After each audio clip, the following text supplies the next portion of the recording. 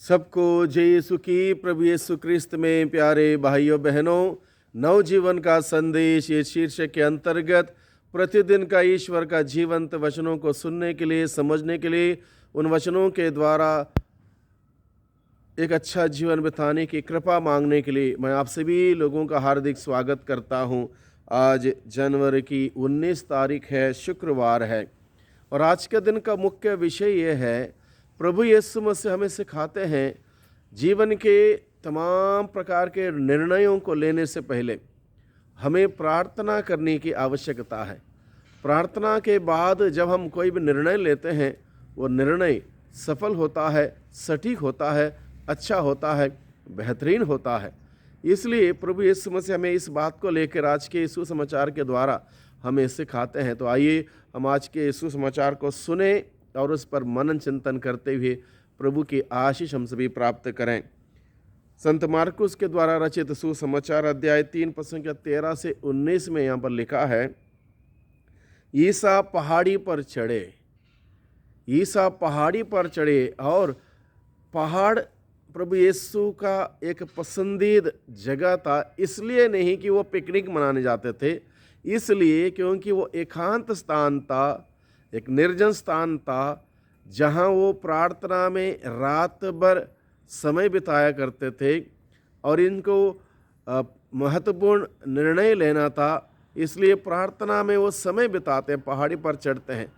दूसरा अर्थ ये भी है, पहाड़ी पर चढ़ना मतलब दुनियादारी से ऊपर उठना, दुनिया के तमाम प्रकार के काम काज में व्यस्त रहते हैं हम लोग, वहाँ से ऊपर उठना, यानी कि ईश्वर की ओर अभिमुख होना। इसका अर्थ ये भी है, यानी कि प्रभु यीशु मसीह पहाड़ी पर चढ़े एक महत्वपूर्ण उद्देश्य से, महत्वपूर्ण निर्णय लेने के लिए और महत्वपूर्ण कार्य के लिए एक महत्वपूर्ण निर्णय लेना था, इसलिए पहाड़ी पर चढ़े। वे जिनको चाहते थे उनको उन्होंने अपने पास बुलाया। जिनको चाहते थे उनको उन्होंने अपने पास बुलाया। वैसे बहुत सारे लोग प्रभु का अनुसरण करना चाहते थे, प्रभु के पीछे चलना चाहते थे, और अक्सर हम लोग देखते हैं बड़ी भीड़ प्रभु के पीछे चलती। ये सारे के सारे प्रभु से प्यार नहीं करते थे। ये सारी भीड़ जो प्रभु के साथ चल रही थी, प्रभु को पूर्ण रूप से नहीं मान रहे थे। उनका अलग अलग मकसद था, अलग अलग उद्देश्य था प्रभु के पीछे चलने का। इसलिए एक बार यूहन्ना बपतिस्ता के शिष्य प्रभु के पीछे चलते, प्रभु ने मुड़कर पूछा, क्या चाहते हो, क्यों मेरे पीछे चले आ रहे हो।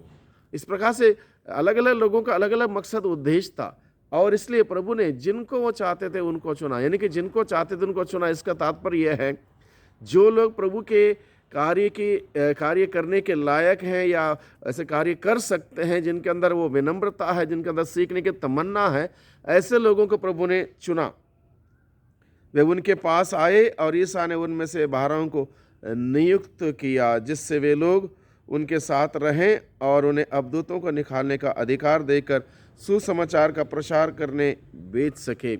अब प्रभु का मकसद क्या है? जब प्रभु ने इन सभी लोगों को बुलाया और उसमें से 12 को चुना, 12 को प्रेरित के रूप में चुना। बहुत सारे शिष्य थे, और चुनने के बाद पहला लक्ष्य ये था कि वो ईसा के साथ रहे, प्रभु के साथ जुड़े रहे, प्रभु के साथ जुड़े रहे।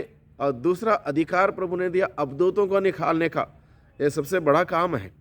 उसके बाद सुसमाचार का प्रचार करने का, और ये काम तभी संभव होगा, तभी सफलता के साथ इंसान आगे बढ़ सकता है इस कार्य में, जब वो यीशु के साथ रहेगा, यीशु के साथ जुड़ा रहेगा, उस प्रभु के दिए हुए उस अधिकार को अपने जीवन में दूसरों की भलाई के लिए, प्रभु की महिमा के लिए इस्तेमाल करेगा, तब प्रभु का कार्य वो कर पाएगा।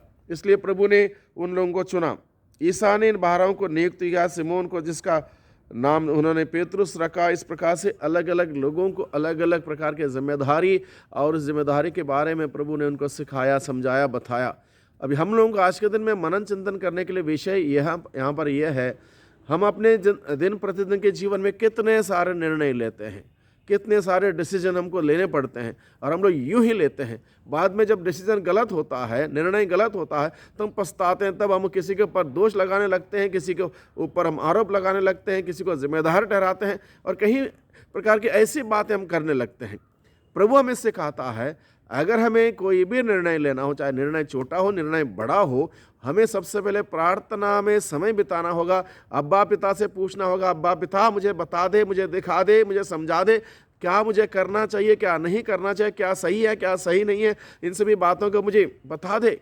इस प्रकार से अगर हम प्रार्थना करते हुए कोई निर्णय लेंगे, मैं समझता हूँ प्रभु अपने आत्मा के द्वारा हमारी अगुवाई करेगा, हमारा मार्गदर्शन करेगा और वह निर्णय हमारे लिए सटीक बैठेगा। इसलिए हम इन बातों पर ध्यान दें अपने दिन प्रतिदिन के निर्णय में, चाहे हम बच्चे हों, स्टूडेंट हो, युवावस्था में हो, चाहे माता पिता पेरेंट्स हो, चाहे बड़े बुजुर्ग हों। अलग अलग लोग अलग अलग प्रकार के निर्णय लेते हैं और हम सभी निर्णय से पहले प्रार्थना करें, प्रार्थना के साथ प्रभु से पता लगाएं और प्रभु के द्वारा जब हमें जो भी संदेश मिलता है उसके अनुसार हम कार्य करेंगे। वो कार्य मैं समझता हूँ सबसे बेहतरीन होगा, क्योंकि प्रभु जानता है सर्वश्रेष्ठ, प्रभु से बढ़कर कोई नहीं है। इसलिए प्रभु से पूछने से, सलाह करने से हम सबों को प्रभु अपनी प्रज्ञा से, ज्ञान से हमें भर देगा और आत्मा के द्वारा हमारी अगुवाई करेगा और हम सभी एक सही दिशा में आगे बढ़ पाएंगे, अपने निर्णय सफल होगा। कई बार लोग बोलते हैं, जैसे शादी की बारी आई, नौजवानों में बड़ा उत्साह रहता है शादी के लिए, और शादी की बारी आई, व्हाट्सएप में या फेसबुक में देखा, वो हो गया, ये हो गया, तैयारी हुई, शादी के 2 साल 3 साल के बाद शादी टूट जाती। कई बार मैंने देखा है। तो मैंने उनसे पूछता हूँ, क्या पहले निर्णय नहीं लिया था, सोचा समझा नहीं था, विचार नहीं किया था, एक दूसरे से मुलाकात नहीं की थी ना? सब हुआ था फादर, फेसबुक में हमने देखा था।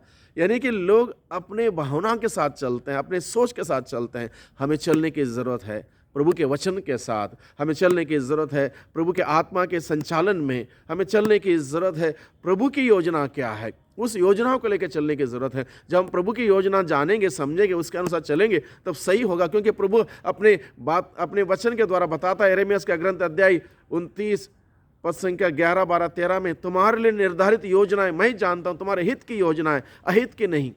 यदि तुम मुझे पुकारोगे मैं तुम्हें उत्तर दूंगा, तुम्हारे लिए आशा में भविष्य की योजना मैं बनाता हूँ, प्रभु कहता है। इसलिए प्रभु के पास जाएं, प्रभु की सानिध्य में जाएं, प्रार्थना करें और हम सबों के जीवन के हर निर्णय सफल होंगे। हमारे जीवन में प्रभु की आशीष रहेगी, हमारे परिवार में प्रभु की आशीष रहेगी, बच्चों के जीवन में प्रभु की आशीष रहेगी, युवक युवतियों के जीवन में प्रभु की आशीष रहेगी। और इसलिए प्रभु आज के दिन में हम सबों को सिखाता है हम कैसे आशीषों के साथ आगे बढ़ सकते हैं, अनुग्रह के साथ हम जी सकते हैं। प्रभु आज के वचनों के द्वारा हमें सिखाता है। प्रभु को धन्यवाद दें आज के वचनों के लिए।